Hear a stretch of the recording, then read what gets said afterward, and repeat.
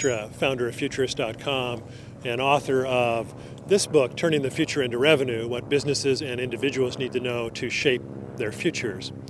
Toward the end of this book, when I talk about future challenges, I talk about environmental issues like global climate change. But in that chapter, I also address an area that is somewhat less paid attention to, and that's the future of water quality, and kind of hidden pollution that's flowing into the water.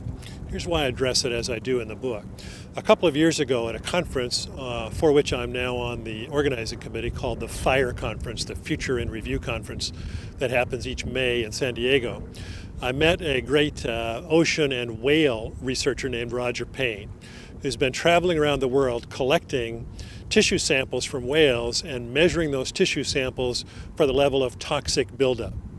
Among the things that he has found is the following.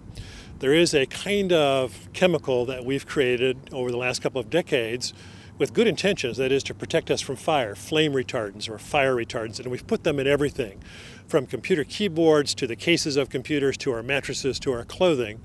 But what we don't know is that this chemical leaches off of all of that and eventually ends up in our water system. Now, interestingly, if you were to go into the water of Puget Sound behind me and to measure the water quality, you would find that toxic substance there, these flame retardants, but the levels would be so low that you would say it's not dangerous. But if you go into the food chain that lives in the water, and whales are fairly high up on the food chain, you'll find that this toxic chemical accumulates the higher you go in the food chain.